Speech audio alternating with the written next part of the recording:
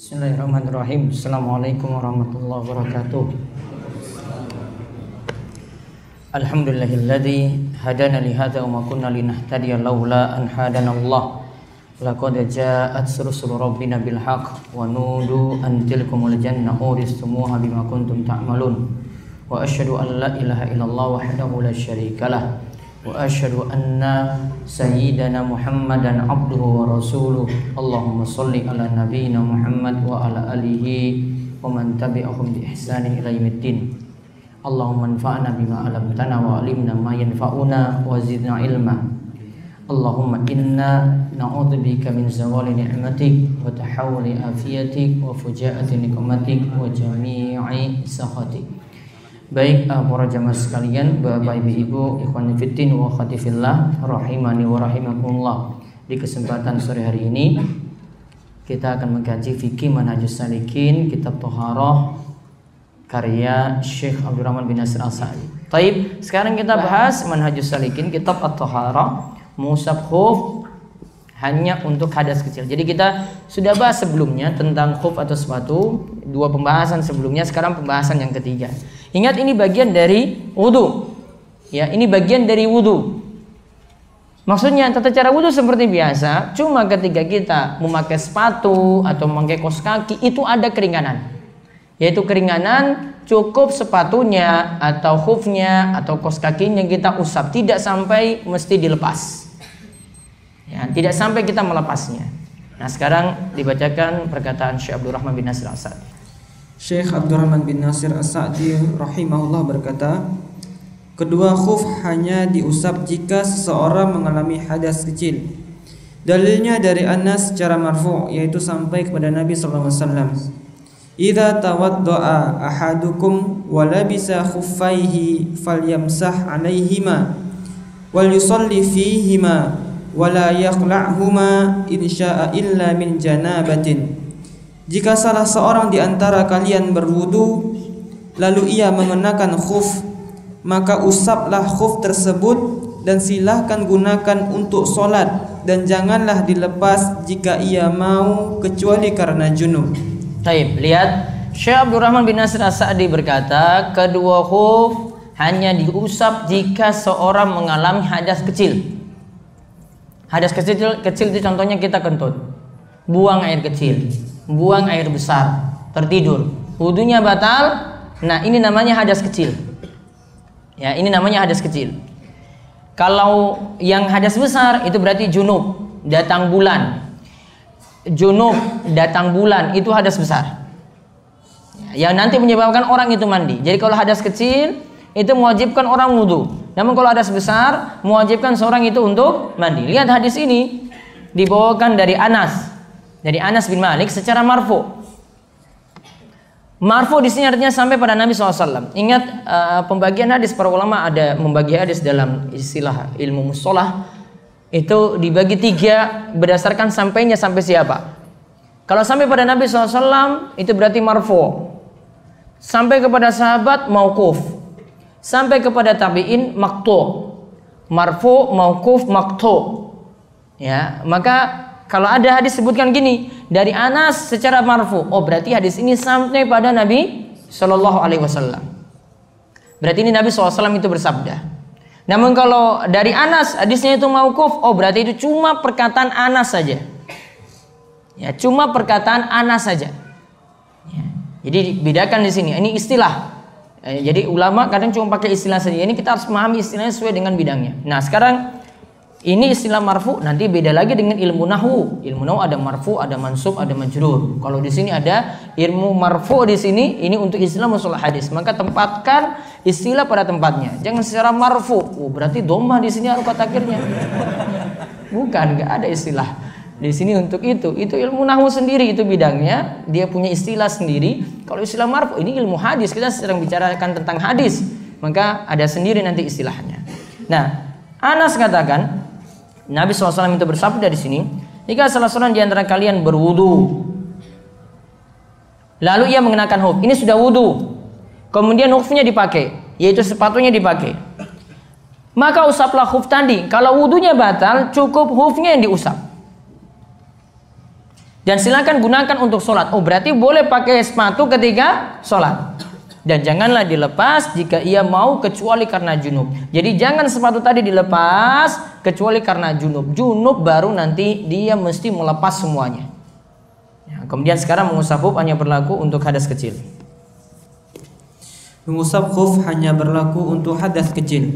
Yang dimaksud hadas kecil di sini adalah sesuatu yang mengharuskan seseorang untuk berwudu.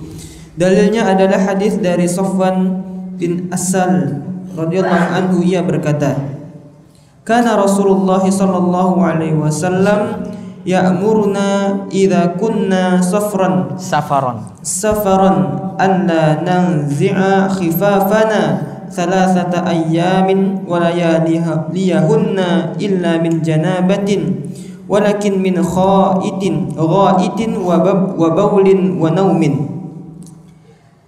Dahulu Rasulullah SAW memerintahkan kepada kami ketika kami bersafar agar tidak melepas khuf kami selama 3 hari 3 malam kecuali karena junub. Namun boleh khuf tersebut diusap karena buang hajat, kencing dan tidur. Baik, dibacakan beberapa faedah dari hadis. Beberapa faedah dari hadis di atas. Pertama, Islam memberikan kemudahan bagi umatnya. Karenanya dimudahkan beberapa hukum saat safar, ketika ingin bersuci atau toharah, sholat, puasa dan yang terkait dengannya. Baik, ada beberapa keringanan saat safar, yaitu ketika bersuci. Kalau kita sulit dapat air, maka falam tajidu ma'an fatayammamu sha'idan thayyiba. Jika tidak dapati air, maka bertayamumlah dengan sha'id yang thayyib, itu dengan debu yang suci. Juga ketika sholat diberi keringanan untuk qashar sholat, dan juga kalau sulit mengerjakan sholatnya di masing-masing waktu maka dijamak.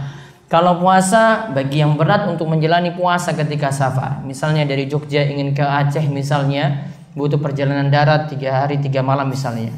Berapa malam? 3 hari 3 malam bisa? Ini saya ngawur aja ngomongnya. 3 hari 3 malam misalnya.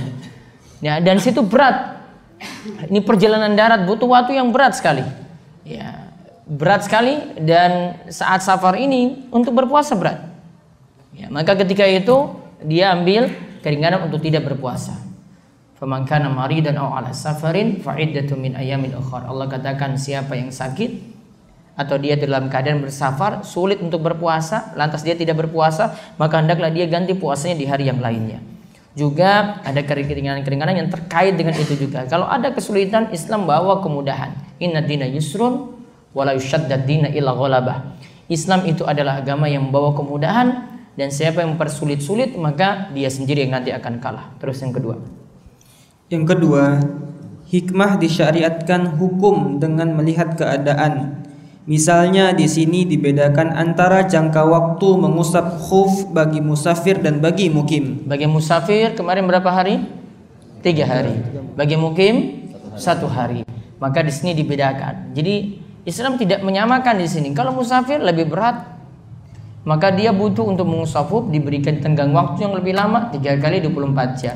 Kalau mukim dia cuma di tempat saja, bisa juga melepas sepatunya. Namun kalau dia mau memakai kaos kaki atau sepatunya, maka jangka waktunya 1 hari 1 malam. Terus ketiga. Yang ketiga, bagi yang mengenakan khuf baiknya tidak melepaskannya, karena Rasulullah Shallallahu Alaihi Wasallam memerintahkan untuk tidak melepasnya. Karena dalam hadis dikatakan jangan dilepas. Maka kalau kita pakai khuf atau kita pakai kaos kaki, dan sebelumnya kita ketika kenakan itu sudah dalam keadaan bersuci, maka baiknya tidak dilepas. Kita sholat dalam keadaan seperti itu. Terus yang keempat. Yang keempat, jangka waktu mengusap khuf bagi musafir adalah 3 hari 3 malam atau 3 kali 24 jam. 3 kali 24 jam untuk musafir. Yang kelima. Yang kelima, ketika junub tidak boleh lagi mengusap khuf, karena hadas yang disebabkan junub lebih berat dibanding hadas yang disebabkan buang hajat dan kencing. Jadi junub ini tidak boleh lagi mengusap khuf, dia harus mandi. Berarti sepatunya harus dicopot atau kaos kakinya harus dicopot atau dilepas. Yang keenam, mengusap khuf hanya berlaku untuk hadas kecil. Hanya berlaku untuk hadas kecil saja. Yang ketujuh, buang air besar kencing dan tidur membatalkan wudu. Karena dalam hadis dikatakan itu hanya boleh mengusap khuf itu kalau dia wudunya batal dikarenakan buang air kecil, dikarenakan kencing, dikarenakan tidur. Berarti 3 hal ini itu membatalkan wudu. Yang ke-8, mengusap khuf hanya berlaku jika memakainya sebelumnya dalam keadaan bersuci. Jadi ketika pakai khuf ini kita wudu dulu, sebelumnya wudu dulu, lalu kita pakai sepatu. Ketika batal baru nanti sepatunya itu diusap. Ya, kalau sebelumnya pakai sepatu dia tidak bersuci dulu, cuma asal pakai saja, berarti enggak berlaku hukum mengusap khuf, mengusap sepatu atau mengusap kaos kaki. Yang ke-9, yang lebih baik adalah membasuh 2 kaki saat wudu, lalu mengenakan khuf. Lalu ketika wudu batal, maka saat berwudu bagian khuf cukup diusap. Bukan yang dipilih mencuci kaki kanan lalu pakai sepatu, kemudian mencuci kaki kiri lalu pakai sepatu. Nah, ini yang kemarin kita singgung. Karena ada yang memilih, saya sudah cuci kaki kanan, terus saya pakai kaos kaki atau sepatunya. Terus cuci kaki kiri, terus pakai kaos kaki atau sepatunya. Nah, ini baiknya tidak. Kalau dia mau mengusap khuf, 2 kakinya cuci langsung. Artinya dia bereskan dulu kaki kanan, kaki kiri selesai, tidak tunggu kering. Dia pakai langsung, mau kering juga tidak masalah, yang penting sudah dalam keadaan bersuci. Terus dia pakai kaos kaki atau dia pakai sepatunya. Maka kalau batal wudunya cukup mengusap saja. Ya, jadi 2 kaki ini kanan kita basuh ketika wudu, kiri kita basuh ketika wudu. Terus pakai sepatu atau pakai kaos kaki. Setelah itu kalau wudu batal baru nanti kakinya cukup diusap. Yang ke-10, boleh sholat dengan menggunakan khuf atau sepatu, termasuk juga boleh sholat menggunakan kaos kaki. Boleh sholat menggunakan khuf atau sepatu, boleh juga sholat dengan menggunakan kaos kaki. Kita lanjutkan untuk sesi yang kedua ini dengan tanya jawab. Benarkah hadis mengenai zaman berakhir sebelum 1500 Hijriah?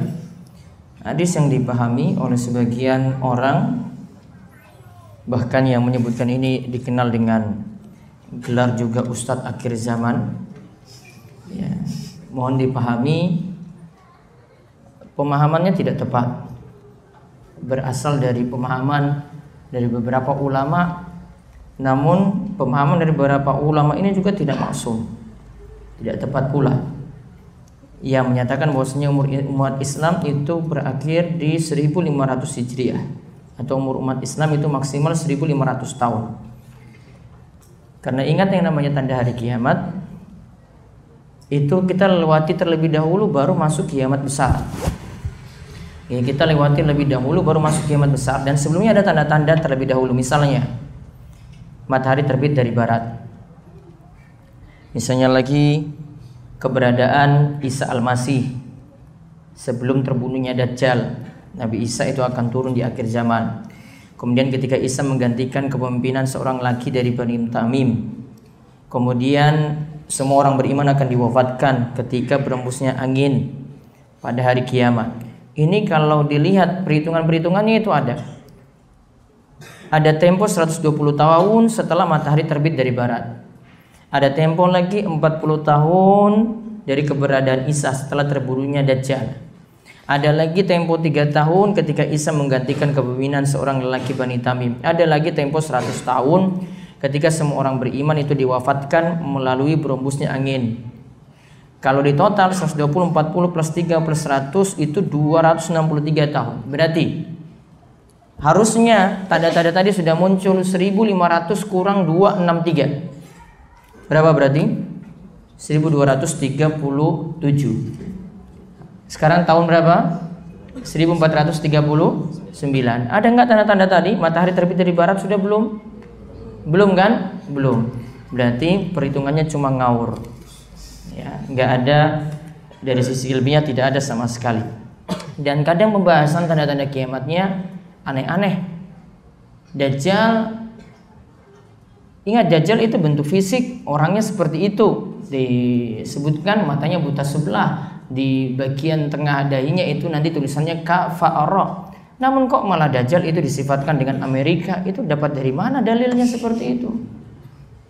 Diibaratkan lagi, dapat lagi tulisan di pesawat ada KFR gitu. Dari mana juga dapat seperti ini? Ngawur pembahasannya. Dan perhitungan-perhitungannya cuma seputar itu terus. Mending kita itu ngurus gimana kita bisa memperbaiki amalan, persiapan dulu, nggak usah ngurus-ngurus semacam itu. Nggak ada manfaat. Ya mudah-mudahan yang berkata seperti ini bisa rujuk. Ya, jangan cuma karena popularitas saja ingin mendapatkan sesuatu yang dia punya ciri khas membahasnya, sehingga di mana-mana yang dibahas akhir zaman terus. Yang dipikirkan terusnya umat, gimana bisa memperbaiki diri, bagaimana bisa persiapan dengan baik, itu lebih dipentingkan daripada mementingkan tanda kiamat. Coba perhatikan ketika Nabi SAW ditanya tentang hari kiamat.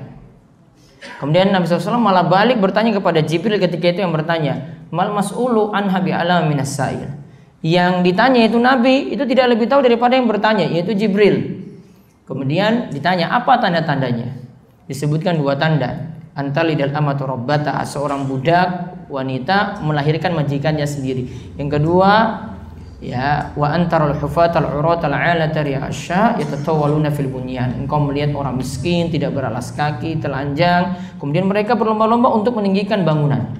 2 tanda ini disebutkan oleh Nabi SAW. Namun Nabi SAW tidak memastikan ketika itu. Begitu juga Jibril tidak memberitahukan kapan umur umat Islam itu berakhir. Tidak ada yang lebih.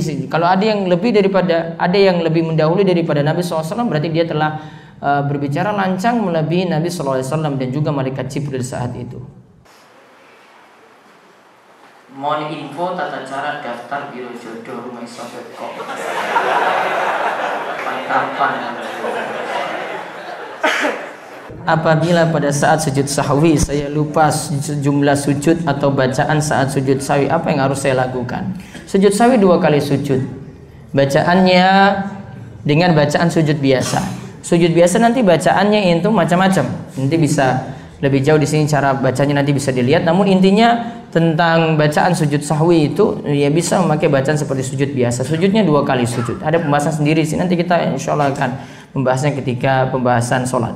Kapan seorang memakai khuf atau sepatu, apakah langsung setelah wudhu atau tunggu sampai kaki kering? Enggak, tunggu sampai kaki kering langsung pakai pun boleh. Mau kering juga tidak masalah.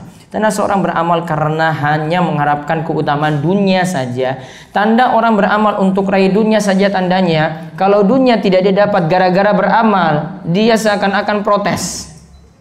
Ya, dia seakan-akan protes untuk itu. Itu dikatakan sebagai orang yang cuma harap dunia ketika beramal. Bagaimana jika saat kita memakai khuf ada najis seperti percikan kencing mengenainya? Apakah perlu dicopot dan dicuci dahulu khufnya? Enggak perlu dicopot di sini, syaratnya enggak boleh dilepas. Nanti kita akan bahas di pembahasan terakhir. Mengusap khuf itu jadi batal karena apa? Di sini cukup dilakukan khufnya itu cukup dihilangkan najisnya. Berarti kalau itu sepatu, lihat di bagian bawah atau sampingnya, ya ambil sesuatu untuk menyikatnya, mencucinya sehingga najisnya itu hilang. Apa hukum menyolatkan jenazah orang yang tidak sholat? Siapa yang disebut sebagai Al-Quran? Ini sudah saya jawab kemarin.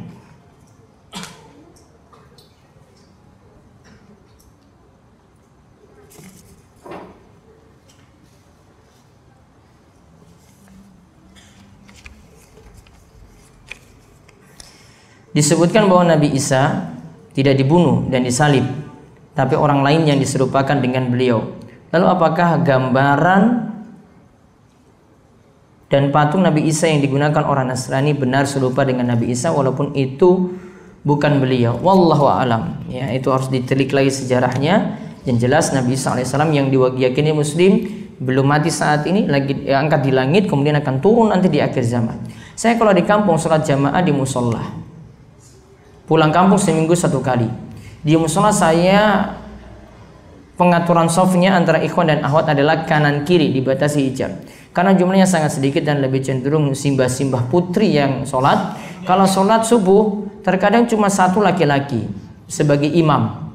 Karena saya kadang ketinggalan takbiratul ihram dan jamaahnya adalah simbah-simbah putri. Jadi hijabnya dilepas dan jarak dengan imam kurang dari 1 soft. Sehingga saya bingung harus sholat di sebelah mana. Karena ruang imam pun hanya cukup untuk 1 orang. Dan untuk mendekat ke imam harus jalan di depan simbah-simbah yang sholat tadi. Nanti tinggal diberikan saran saja kepada pengurus masjid ya, bahwa ini pengaturan saf tidak tepat seperti ini. Karena dijelaskan di sini sampai orang masuk sholat pun itu harus lewat depan perempuan. Saran saya nanti berikan masukan kepada pengurus masjid atau imam masjid baiknya diletakkan perempuan itu di belakang, itu lebih aman. Apalagi kondisinya sempit seperti itu. Ya, kondisinya sempit seperti itu, dan tadi disebutkan jalur untuk laki-laki pun harus lewati perempuan. Berarti baiknya itu di belakang sehingga nanti akan lebih mudah masuk, laki-laki masuk di softnya dan perempuan masuk di softnya masing-masing. Tinggal kita mau memberitahukan itu dengan cara yang tepat itu seperti apa. Saya pernah mendengar bahwa kita dianjurkan berdoa sesuai dengan doa yang Allah ajarkan dalam Al-Quran. Lantas bagaimana hukum berdoa dengan redaksi sendiri? Dan apakah boleh mengubah domir pada doa Al-Quran menjadi domir anak? Boleh merubah domirnya, itu boleh.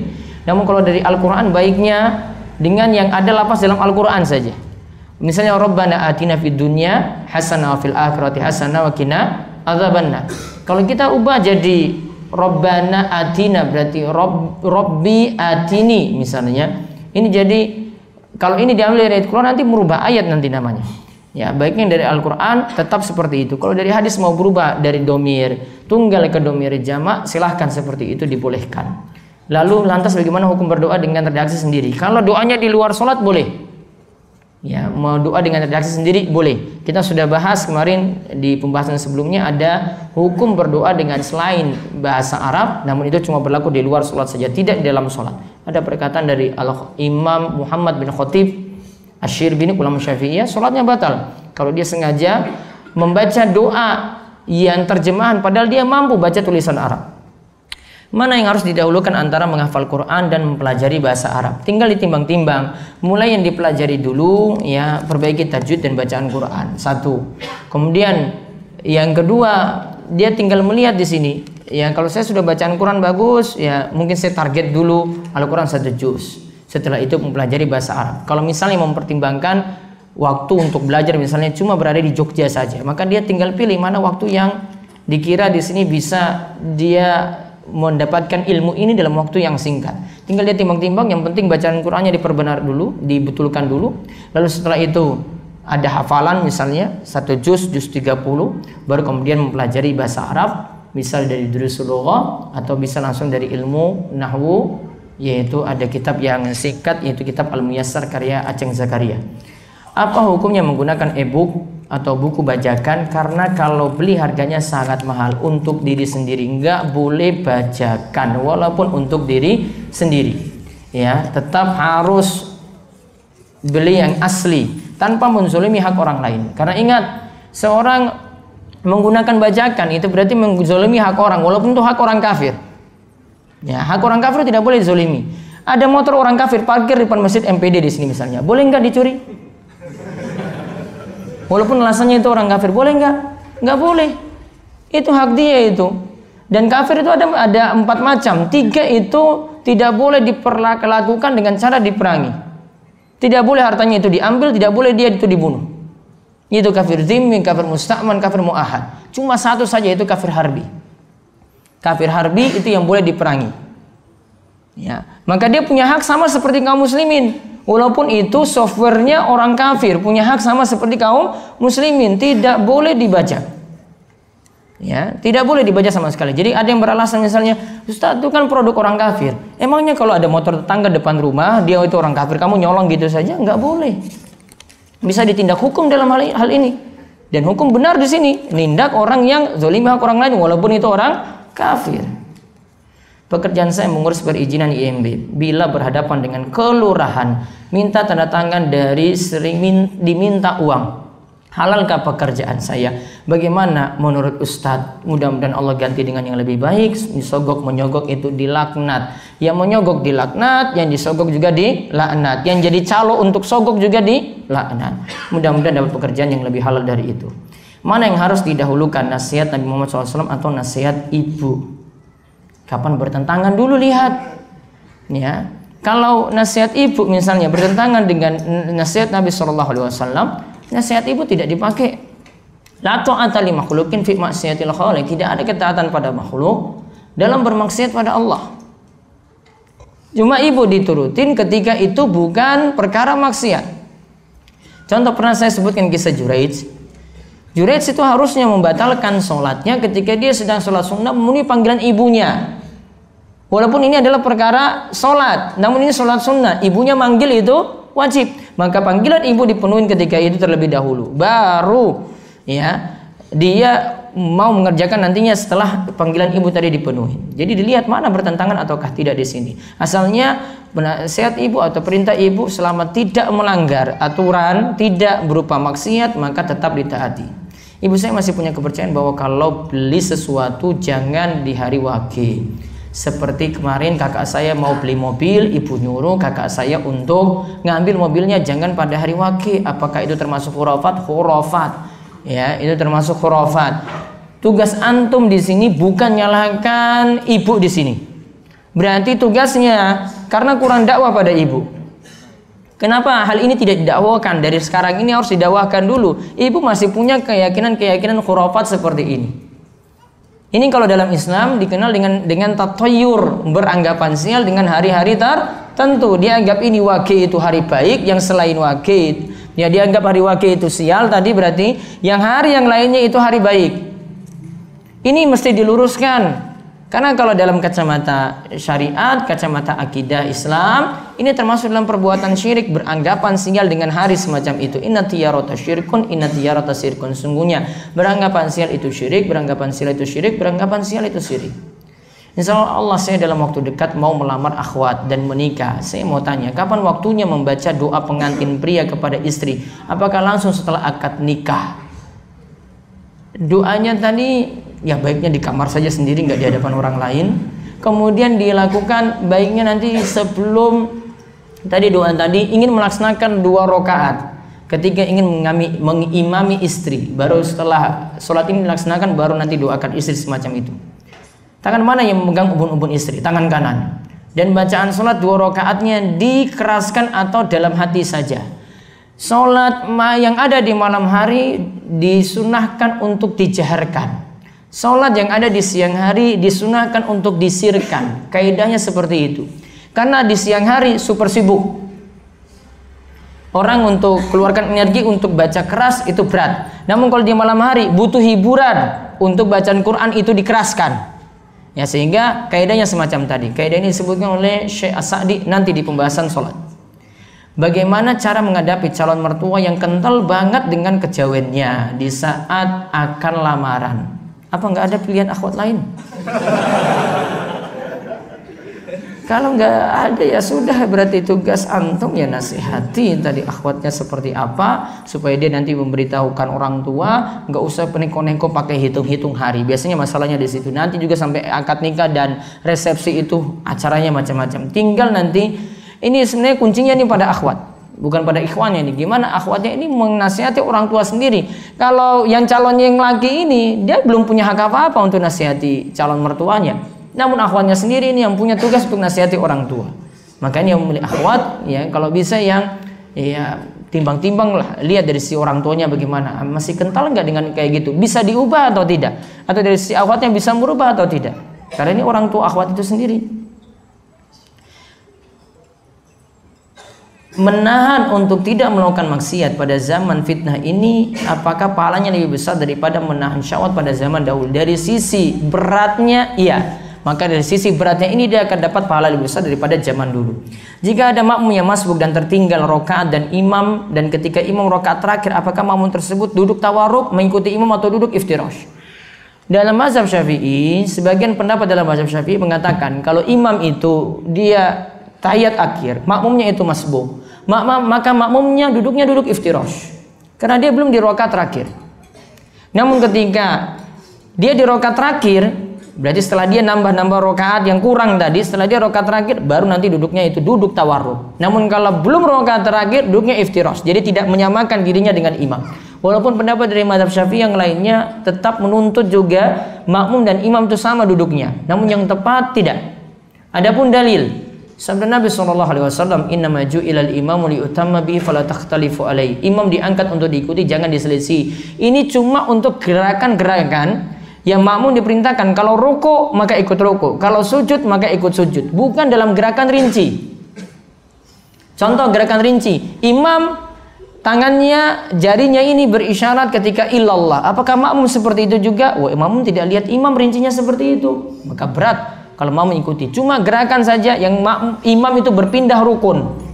Ya, mau berpindah dari berdiri ruku, Allahu Akbar, makmum ikut ruku. Mau berpindah dari ruku, bangkit dari ruku i'tidal, maka makmum juga ikuti imam bangkit dari ruku. Mohon Ustaz penjelasan tentang isbal dan apakah boleh isbal tapi tidak sombong. Amannya adalah ya, isbal di sini berarti celana di bawah mata kaki. Amannya celana itu di atas mata kaki dengan 3 manfaat. Disebutkan dalam riwayat yang berbeda dalam hadis membicarakan tentang masalah celana di bawah mata kaki. Yang pertama, celana di atas mata kaki lebih atqa, lebih bertakwa. Yang kedua, celana di atas mata kaki lebih anqa, lebih bersih. Yang ketiga, celana di atas mata kaki lebih abqa, lebih awet. Lebih bertakwa, lebih bersih, lebih awet. Ya, silakan buktikan sendiri celana di atas mata kaki lebih bersih. Kemudian awetnya juga ada karena dia tidak banyak menyeret tanah ketika itu. Sama berlaku untuk celana, sama juga untuk sarung. Teman saya dari Klaten hendak melakukan diksar di daerah Jogja, pelatihan ya. Dan di antara hari-hari pelatihan tadi, Rabu sampai dengan Sabtu, apakah di hari Jumat mereka harus mengadakan atau ikut sholat Jumat? Panitia dan peserta Rabu, Kamis, Jumat, Sabtu. Ya, berarti masih boleh mengqashar sholat. Nah, di sini apakah harus mengadakan atau ikut sholat Jumat? Tidak, dia masih musafir. Kalau itu cuma sesama mereka saja, boleh dia memilih untuk tidak sholat Jumat, maka statusnya situ masih musafir. Kalau syarat musafirnya lebih daripada 4 hari, ya, lebih daripada 4 hari. Namun kalau kurang dari 4 hari atau pas 4 hari, tidak mesti dia ikut yang mukim, boleh saja dia itu pakai statusnya sebagai musafir, tidak ikut sholat Jumat. Bagaimana hukum akhwat yang ingin keluar negeri untuk alasan studi atau kuliah? Tidak boleh kecuali dengan mahram. Jadi misalnya dia kuliah di Malaysia, berarti mahramnya nanti ngantar ke Malaysia. Ketika mau pulang lagi liburan ke Indonesia, mahramnya jemput lagi dari Malaysia ke Indonesia. Itu baru boleh. Apa hukumnya menikmati pemberian dari bank? Dalam hal ini misalnya beasiswa oleh bank atau kita menjadi panitia dari suatu acara yang sponsornya salah satunya adalah bank. Yang pertama tadi beasiswa dari bank baiknya tidak diterima, ya, biar lebih berkah. Yang kedua, sponsorshipnya itu dari bank juga baiknya tidak, dikarenakan nanti mendukung dalam hal ribawi. Wallahu a'lam. Bagaimana hukum titip absen saat kuliah karena pada jam yang sama ada praktikum atau keperluan kuliah lain? Tidak boleh. Titip absen ini termasuk apa? Bohong berarti. Ya, bohong. Itu bukan dia absen, dia nitip absen. Dan ini calon-calon yang akan menjadi koruptor di negeri ini. Ya, dari kecil seperti itu dulu, mulai dari kecil ini nitip saja, saya nitip saja. Besok-besok nanti ketika jadi pejabat ya, untuk koruptor jadi koruptor itu mudah sekali. Awalnya beranjak dari kuliah dulu. Ya. Apakah diperbolehkan menggambar makhluk yang belum diciptakan oleh Allah? Misalnya pensil ada wajahnya, mobil ada wajahnya. Apakah termasuk larangan menggambar makhluk bernyawa? Iya. Kalau ada wajahnya di situ, apalagi dibentuk dengan dia bentuk sendiri, ya, maka nanti dia diperintahkan untuk menghidupkannya lagi nanti pada hari kiamat. Apa yang mesti dihindari saat memiliki seorang bayi? Ini pembahasannya masih umum, ibu-ibu. Saya mengalami was-wasan di pikiran saya, bagaimana untuk menghilangkan cara agar tidak balik lagi. Saya nggak paham. Ketika hujan deras, kemudian ada azan, namun pada azan tersebut tidak ada lafaz "Shollu fi rihalikum". Bolehkah tetap sholat di rumah? Boleh. Bukan dilihat dari lafaz azannya tadi. Kalau azan hujannya memberatkan untuk ke masjid, boleh ambil keringanan sholat di rumah. Walaupun di masjid misalnya tidak ada lafaz yang dikeraskan dengan "Shollu fi rihalikum" atau "Shollu fi buyutikum". Karena dilihat dari sini ada hujan deras yang menghalangi ke masjid ataukah tidak. Ustaz, bolehkah mengucapkan Natal kepada teman non-Islam karena tidak enak? Bolehkah memakan makanan dari acara Natal? Dua-duanya tidak boleh. Yang pertama tadi mengucapkan Natal kepada non-Muslim itu tidak boleh. Dikarenakan apa? Dikarenakan kita sama saja menyetujui tentang keyakinan mereka, walaupun kita tidak melafazkan secara langsung bahwasanya dia mengakui bahwasanya Isa itu adalah anak Tuhan. Walaupun kita tidak melafazkan demikian, namun konsekuensi dari kita itu mengucapkan adalah itu, maka tidak boleh. Ya, maka tidak boleh mengucapkan semacam tadi. Dan ini bahkan diingatkan keras oleh Ibnul Qayyim, ini lebih parah daripada perbuatan maksiat yang lainnya. Karena ini dalam masalah akidah, di sini masalah akidah yang dia itu salah, maka mesti diluruskan. Ya, kemudian bolehkah makan makanan dari acara Natal? Tidak boleh, karena para ulama katakan kalau makannya berarti mendukung dan itu berarti loyal. Ya, dan ketika itu caranya adalah ketika diberi baiknya tidak dimanfaatkan, diserahkan pada orang lain untuk memakannya. Wallahu a'lam. Jika sholat berjamaah tetapi tempatnya di musola kantor dan di musola tidak ada azan, apakah itu dianggap sholat berjamaah di masjid? Kalau memang tidak bisa ke masjid dan bisa sholatnya di situ saja, maka sholat di situ cukup dengan iqomah. Cara untuk mengistiqomahkan suatu ibadah: satu, banyak membaca doa ya muqallibal qulub sabit qalbi ala dinik, atau dari Al-Qur'an Rabbana la tuzigh qulubana ba'da idh hadaytana wa hab lana min ladunka rahmah innaka antal wahhab. Yang kedua, berteman dengan orang soleh. Yang ketiga, terus berada di dalam majelis ilmu, jadi ngaji terus, berusaha tidak kosong dengan pengajian. Kalau ada yang sudah dia rutin, maka berusaha untuk tidak kosong dari yang sudah rutin ini ya. Jadi dia jaga keistiqomahan seperti itu. Di samping ya ada kiat-kiat yang lain yang kadang seorang itu mesti memaksakan diri untuk bisa tetap istiqomah dalam ibadah. Misalnya sholat malam, saya harus paksakan walaupun dalam keadaan malas. Kadang suatu waktu saya harus paksakan itu biar terus ada kebiasaan itu. Tips untuk mencari pasangan yang soleha bagaimana? Tips mencari pasangan yang soleha, untuk modal paling penting di sini adalah memperbaiki diri.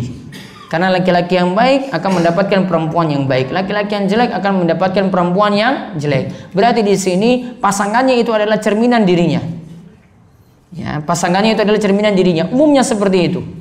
Maka kalau ingin dapatkan yang laki-laki, ingin dapat yang soleha, maka perbaiki diri dulu. Saya harus ngaji, mudah-mudahan dapat akhwat yang soleha seperti itu. Sama juga dengan akhwat, ingin dapat pemimpin yang baik dari suami yang baik, maka dia juga tugasnya memperbaiki diri. Maka itu akan cepat untuk mendapatkan yang terbaik untuk dirinya. Saya lupa pada saat duduk tahiyat akhir, apakah sudah di rakaat akhir, apakah tahiyat kita selesaikan baru tambah rakaat atau boleh langsung dipotong dan tambah rakaat? Berarti di sini keadaan ragu-ragu. Kalau keadaan ragu-ragu seperti ini, tinggal dia memutuskan. Dia timbang-timbang dulu. Ada dua pertimbangan nanti. Yang pertama, dia timbang-timbang bisa pastikan bahwasanya dia itu kurang. Kalau bisa dia pastikan seperti itu, berarti dia berdiri, tidak menyelesaikan tahiyat akhirnya ini. Saya yang kurang, harusnya tambah satu rakaat lagi. Saya putus tadi rakaat yang saya baca tahiyat akhir, lanjut ke rakaat berikut. Namun kalau dia tidak bisa memutuskan ini rakaat terakhir atau bukan, maka dia pilih yang paling sedikit. Apakah diperbolehkan dalam sekali berangkat umroh diniatkan untuk lebih dari satu orang, yaitu diri kita sendiri dan orang tua kita? Tidak boleh. Satu kali umroh maka cuma untuk satu orang saja. Yaitu misalnya kalau saya berangkat umroh, saya niatkan untuk diri saya sendiri dulu. Kalau saya sudah umroh, maka saya niatkan untuk orang tua, berarti cuma untuk orang tua saja. Itu namanya badal umroh. Saya membadalkan orang tua. Namun kalau saya berangkat sendiri, saya niatkan dulu untuk diri sendiri. Kapan saya bisa badal umroh? Kalau saya sudah pernah umroh. Apakah bacaan zikir pagi petang harus dibaca secara berurutan? Tidak ada cerita dalam hadis Nabi SAW baca berurutan dari nomor 1 sampai nomor terakhir. Boleh kita di sini tidak bersama urutannya. Namun untuk mempermudah saja silahkan. Bagaimana kalau kita hanya membaca yang kita hafal saja? Boleh. Bagaimana jika kita ragu apakah sudah batal atau belum? Sebaiknya apakah berwudu lagi atau lebih baik tidak usah berwudu lagi? Ini namanya was-was, ragu-ragu. Harus yakinkan dulu saya wudu batal atau tidak. Kalau yakin tidak batal berarti lanjutkan. Kalau yakin batal berarti ulangi tadi wudunya. Bolehkah ketika kita yakin batal wudunya, kita pakai sepatu atau kaos kaki lalu hanya diusap saja dengan sengaja dan tidak lagi safar? Kalau mungkin 1 kali 24 jam. Namun kalau dikatakan di sini yakin batal wudu, berarti dia ulangi wudunya seperti biasa sampai kaki, berarti cukup mengusap kaki dengan catatan sebelum memakai sepatu tadi sudah dalam keadaan berwudu. Bagaimana hukum pakai cadar bila tidak diizinkan orang tua? Tetap pakai atau lepas cadar hingga diizinkan orang tua? Coba nanti para akhwat timbang-timbang hal ini. kalau masih menganggap bahwasannya cadar itu hukumnya sunnah, timbang-timbang mana yang maslahat ketika di Jogja sini dan ketika pulang misalnya ke rumah. Kalau ketika di rumah manfaatnya itu adalah tidak memakai cadar, berarti baiknya tidak memakai cadar. Ya, timbang-timbang di masyarakat itu menerima enggak? Beda kalau masyarakatnya sudah menerima. Kalau masyarakatnya sudah menerima silahkan pakai. Namun kalau belum, timbang-timbang mana yang maslahat. Kalau masih menganggap cadar itu sunnah bukan wajib. Dan bagaimana bila dalam sholat ragu antara sudah kentut atau tidak, apakah ulang wudhu? Ragu-ragu tidak dipedulikan, maka pegang yang yakin. Kalau yakin belum batal, maka sholat tetap dilanjutkan. Ini calon-calon terus ini. Dalam memilih calon suami atau istri dikatakan untuk lebih dipilih yang baik agama dan akhlaknya. Baik di sini apakah maksudnya ia memiliki ilmu pengetahuan agama yang banyak? Enggak mesti. Tergantung. Yang dari sisi suami punya tanggung jawab atau tidak, satu. Yang kedua, mampu enggak untuk didik? Kalau enggak, mengarahkan istri untuk dididik. Ya, dia harus perhatian pada agama. Enggak mesti dia itu ngajarkan di sini dengan ilmunya. Bisa jadi dia mengarahkan saja istrinya. Ya, bisa mengarahkan istrinya ketika dia sudah menikahi itu, namun ilmunya pas-pasan misalnya, diarahkan tadi istrinya seperti itu. Dan yang jelas cari yang punya akhlak yang bagus dan mau tanggung jawab dan mau membebaskan istri untuk menuntut ilmu agama pula. Jika seorang akhwat yang sudah mengaji sunnah menjalani proses ta'aruf dengan ikhwan yang baik ibadahnya, sudah sholat 5 waktu di masjid, tidak bersalaman dengan wanita non mahram, tapi belum mengaji sunnah, bagaimana menurut Ustaz? Baiknya cari yang sudah mengaji lebih bagus, dan ini dia lebih punya tanggung jawab dari sisi keilmuan, bisa mengajarkan dengan ilmu yang dia dapat dari kajian-kajian. Jika juga diketahui ikhwan tersebut belum ada semangat mengikuti kajian, apakah sebaiknya proses ta'aruf tetap dilanjutkan atau tidak? Kalau ada yang lain lebih baik daripada melanjutkan dengan orang yang masih belum jelas ngajinya. Bolehkah sholat tanpa memakai bawahan tapi pada saat sujud kaki terlihat atau kaos kaki? Yang tepat di sini walaupun ada beda pendapat, kaki itu masuk dalam kewajiban yang mesti ditutup, dan ini pendapat jumhur ulama.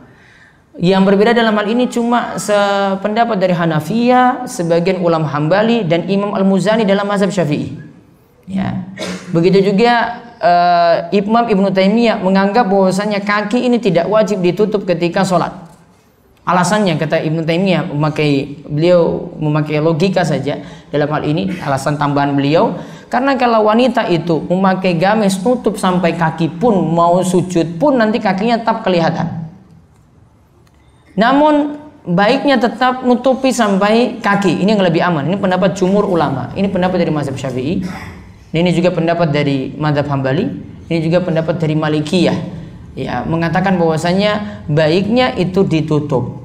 Hadisnya walaupun ini memang dikritik ini tentang hadis ini, hadisnya dhaif, ya, yaitu hadis dari Ummu Salamah. Ketika Ummu Salamah bertanya pada Rasulullah SAW, ketika dia tanya, wahai Rasulullah, gimana kalau saya cuma pakai gamis saja, tidak memakai izar di bawah, sarung di bawah? Ya, maka Rasulullah SAW katakan, wa inka nasabigon. Jika pakaian itu lebar, artinya nutupi sampai kaki, maka silakan untuk dipakai. Berarti di sini disebutkan sampai kaki, dan ini yang dijadikan dalil oleh jumhur ulama, kebanyakan ulama, kaki juga ditutup. Dan ingat, kaos kaki belum mencukupi kalau pakai pendapat ini, karena kaos kaki masih membentuk lekuk tubuh, sehingga baiknya kalau akhwat ini lihat gamisnya belum sampai menutupi kaki, baiknya pakai lagi sarung atau rukuh yang biasanya ada rok yang di bagian bawahnya, nutup lagi di bagian bawahnya sehingga kakinya itu tertutup. Ya, jadi tidak cukup dengan kaos kaki saja dalam hal ini. Apa hukumnya tidak mengisi shaf yang di depan padahal kosong karena hajat dan yakin nanti pasti penuh karena banyak yang telat datang saat iqomah? Shaf itu diisi dari depan terisi dulu baru di belakang. Ingat, kalau ini dilakukan bisa jadi terkena larangan dalam hadis. Nabi SAW itu melarang sholat khalfas shaf, melarang sholat sendirian di belakang shaf. Ya, kalau dia lihat di depan masih bisa terisi, maka isi dulu. Kalau dia paksa untuk berdiri sendiri di belakang, kemudian dia akhirnya sendirian di situ, maka terkena hadis ini. Rasulullah SAW itu melarang sholat orang yang sendirian di belakang shaf. Maka dia nanti akan terkena hadis ini. Maka baiknya lihat shaf depan kosong, walaupun misalnya ini biasanya di masjid agung atau masjid besar. Kadang mesti dari utara ke selatan itu jauh sekali. Wudunya di utara. Shaf yang kosong di selatan. Tetap itu wajib untuk diisi yang depan dulu. Ya, kadang karena saking malasnya jamaah itu, di utara dia isi, baru isi shafnya. Depan masih kosong, masih bisa 10 orang. Ya, dia isi dari sana. Jadi shafnya dibentuk dari utara, baru tengah sampai sana. Ini nggak dituntut seperti itu. Ada larangan tadi, sholat sendirian di belakang shaf. Apakah boleh menikahi wanita kakak dan adik atau saudara? Boleh menikahi wanita kakak dan adik. Sekaligus tidak boleh. Kalau yang cerita Ruqayyah dan Ummu Kulsum, salah satunya dinikahi dulu, meninggal, baru kemudian Utsman itu menikahi yang lainnya. Bagaimana solusi jika si anak disuruh untuk menemani kewalimahan yang masih terdapat musik dan ikhtilat, namun si anak mengajaknya untuk datang pada akadnya saja atau di hari sebelumnya, tapi tidak mau dan malah memarahi si anak karena tidak mau menaati. Ini maksudnya mungkin si anak ini diajak oleh orang tua untuk datang pada acara yang di situ ada musiknya, acara walimahan. Ya, yang jelas baiknya bisa menghindari milih tadi pada saat akad. Akad itu biasanya tidak ada. Akad itu cuma seremonial saja untuk ijab qabul saya baru selesai sudah. Nah, itu lebih aman dalam hal ini. Namun kalau dia dipaksa dalam hal ini, tinggal memberitahukan saja pada orang tua, saya kurang setuju hal ini, kita datang lebih awal saja pada acara akadnya. Ustaz, bagaimana hukum seorang mengucapkan misalnya, untung ada saya, untung ada kamu, untung masih bisa kendalikan setir jadi tidak terjadi musibah. Dan bagaimana jika terlanjur mengucapkan? Mohon penjelasan, kata-kata tersebut sering kita dengar. Tergantung di sini niatannya bagaimana. Kalau untung itu cuma ucapan saja, di sini nanti sama dengan kalimat kebetulan. Ya, wah ini kebetulan saya datang sekarang ini. Nah, misalnya seperti itu kalimatnya. Untung dengan kebetulan ini hampir sama kalimatnya, maksudnya di situ kalau ditanya. Kalau dua kalimat ini ditimbang-timbang, dilihat niatannya. Kalau menganggap tidak ada peran serta takdir Allah di situ, keliru. Ya, tidak ada peran serta takdir Allah di situ, keliru. Namun kalau dia itu mengatakan ini tetap ada takdir Allah juga, maka tidak ada masalah. Jadi kembalikan kepada anggapannya masih ada kehendak Allah di situ atau tidak, takdir Allah di situ ataukah tidak. Ini dijelaskan oleh Syekh Muhammad bin Shalih Al-Utsaimin ketika menjelaskan salah satu hadis dalam Sahih Bukhari. Bolehkah menahan kentut untuk menjaga wudu? Makruh hukumnya. Ya, menahan kentut untuk menjaga wudu makruh hukumnya. Apakah menyentuh non mahram membatalkan wudu? Kemarin sudah dibahas sebelum ini. Sudah dibahas ya? Ya, menyentuh non mahram tidak membatalkan wudu, ini yang lebih tepat. Jika suami menyentuh istri, batal wudu ataukah tidak? Pendapat yang lebih tepat tidak membatalkan wudu. Ini saya habiskan biar 2 pekan nanti insya Allah libur, makanya saya nggak ada PR lagi. Bertanya Ustadz, lebih utama mana sholat sendiri di ruang kecil atau di ruang tamu tapi berjamaah dengan teman kontrakan yang lain untuk akhwat? Akhwat tidak diwajibkan untuk berjamaah, maka dia kalau cukup sendiri dalam kamarnya, itu dia sendiri situ lebih afdal, karena tidak diharuskan berjamaah seperti laki-laki.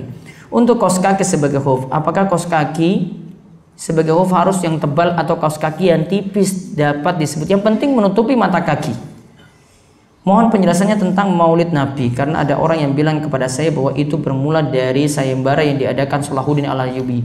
Salahuddin Al-Ayyubi itu dalam sejarah dia itu memerangi orang-orang Syiah. Dan orang-orang Syiah ini yang sebenarnya di antara sekte Syiah, di antara sekte Syiah atau ada situ namanya Fatimiyun, itu yang pertama kali menghidupkan Maulid Nabi, dan itulah yang diserang oleh Salahuddin Al-Ayyubi. Kalau mengatakan Salahuddin Al-Ayyubi itu sebagai pelopor pertama Maulid Nabi, silahkan buktikan sejarahnya seperti apa. Ya, silahkan buktikan sejarahnya seperti apa. Sedangkan Salahuddin Al-Ayyubi aja memerangi orang yang pertama kali menghidupkan Maulid Nabi seperti itu. Silahkan lihat di kitab-kitab sejarah seperti itu. Ada juga tulisan saya di Rumahisa.com ketika saya membantah sebagian orang yang mengatakan Ibnu Taimiyah mendukung Maulid Nabi dan juga Salahuddin Al-Ayyubi ini mendukung Maulid Nabi. Kalau mengatakan Ibnu Taimiyah mendukung Maulid Nabi, tidak membaca kitab Iqtida' Shirathil Mustaqim secara utuh. Dia motong sebagian kemudian tinggalkan perkataan Ibnu Taimiyah di tempat lain. Tidak baca kitab utuh, main potong-potong saja. Sama seperti kerjaan orang-orang YouTube saat ini kan. Ya, main potong sini, nggak lihat perkataan utuh dari awal sampai akhir. Ya. Sebagian ustadz mengatakan seperti ini kalau lihat utuh, maksudnya bukan seperti itu. Namun dia sampaikan seperti tadi. Nah, ini sebagian kalangan memakai seperti tadi. Seharusnya nggak usah bawa-bawa Ibnu Taimiyah lah untuk dukung Maulid Nabi, karena dia sendiri ini selalu mencela Ibnu Taimiyah. Namun ketika ada yang pro, dia pakai pendapat Ibnu Taimiyah untuk kali ini. Ya, kenapa nggak pakai pendapat dari ulamanya sendiri? Kenapa pakai pendapat ulama seperti Ibnu Taimiyah dalam hal ini? Bolehkah mengusahub ketika berada kecil di kampus yang sebelumnya sudah suci? Boleh, meskipun di kampus. Jadi bisa mengusap kos kaki saja. Tadi saya menemukan spanduk bertuliskan, semoga yang membaca tulisan ini cita-cita dan harapannya terkabul. Apakah ini bisa disebut doa? Bagaimana dengan saya membaca tulisan tersebut? Bisakah mengamininya? Bisa saja ini sebagai bentuk doa. Bolehkah membaca doa Allahumma afuun tuhibbu afwa fa'fu anni, mungkin ini.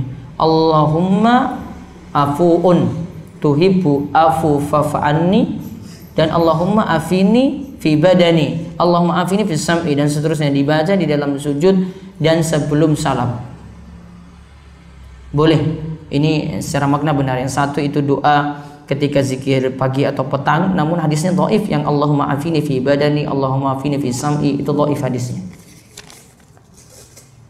Panitia menyediakan kitab semisal untuk daurah di dalam masjid yang harus diganti dengan uang, namun pembayaran tidak langsung dibayarkan, terserah sampai sebelum daurah berakhir di luar masjid. Apakah ada unsur transaksi yang dilarang, yaitu jual beli di masjid dalam penyediaan kitab tersebut? Tidak.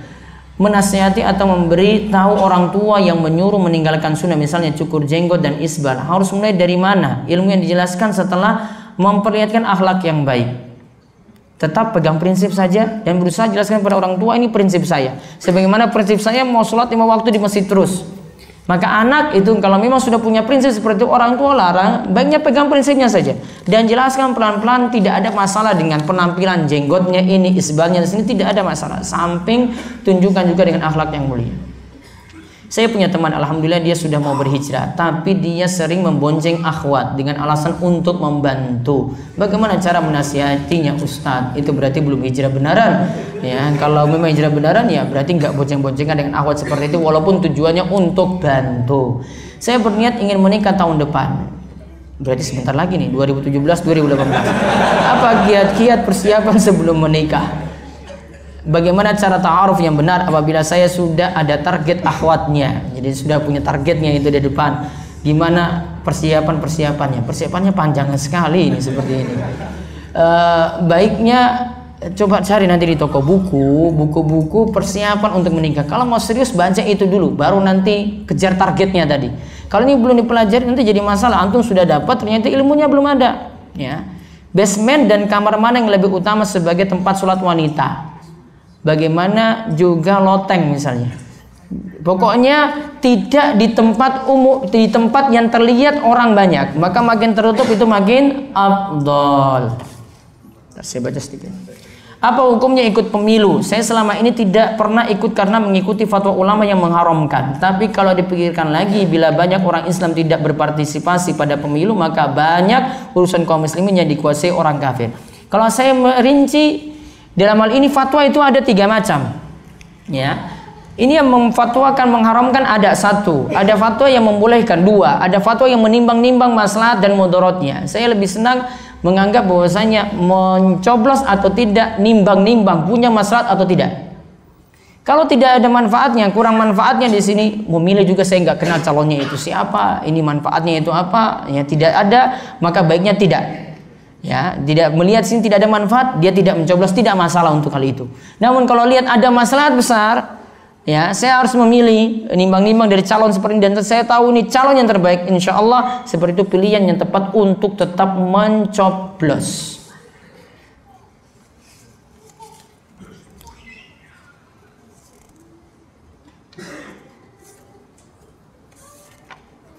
Jika seorang sudah punya kontrak kerja di bank selama jangka waktu tertentu, namun di tengah waktu baru tahu bahwasanya bank itu riba, dan ingin keluar dari bank, apa yang harus ia lakukan? Jika ia keluar, ia diminta mengembalikan gaji-gajinya per bulan 2 kali lipat, sementara ia tidak bisa.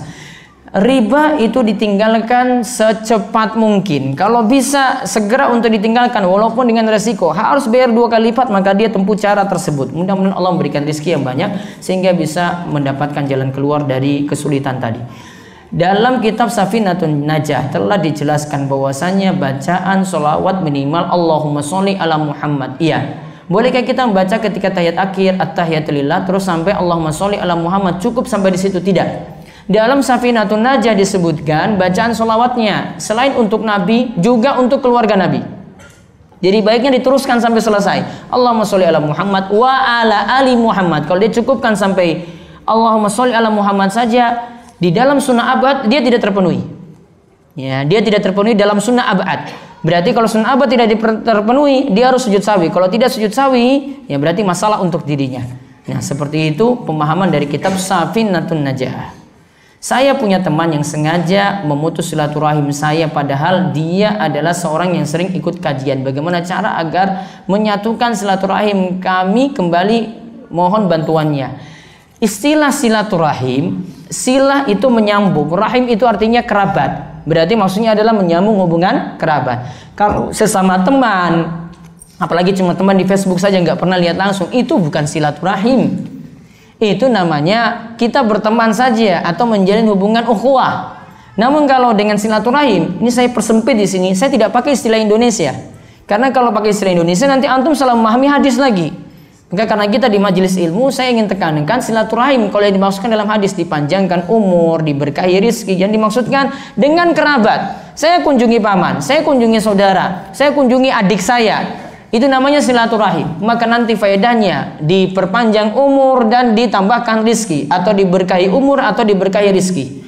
Nah sedangkan ini, maka tinggal kita atur tadi. Kalau dia putuskan hubungan, kita yang balas, negur dia, sapa dia, ya, ucapkan salam untuknya. Kalau dia tidak mau balas, urusan dia dengan Allah.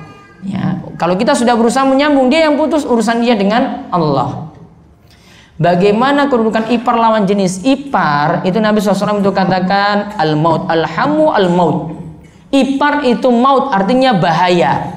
Kalau ini dengan ipar yang lawan jenis, kita laki-laki itu ipar kita perempuan, tetap tidak berlaku hubungan yang seperti bebas seperti mahram yang lainnya. Kalau dengan dia harus nutup aurat, harus nutup ya dirinya dengan jilbab. Kalau tidak, maka tidak boleh.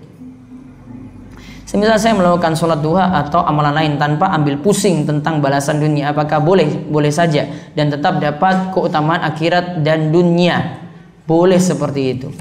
Yang terakhir, apabila kita membaca rangkaian zikir pagi dan petang tidak dalam satu waktu, misalnya ketika saya sampai membaca Sayyidul Istighfar, kemudian tiba-tiba saya harus pergi ke kampus, bolehkah langsung melanjutkan ketika bagian zikir yang lainnya? Artinya dia mau melanjutkan saja, boleh. Zikir pagi petang nggak mesti langsung baca satu waktu. Ini sekarang kita baru baca separuh, nanti 1 jam lagi kemudian baru baca separuhnya lagi. Nyicil seperti itu dibolehkan.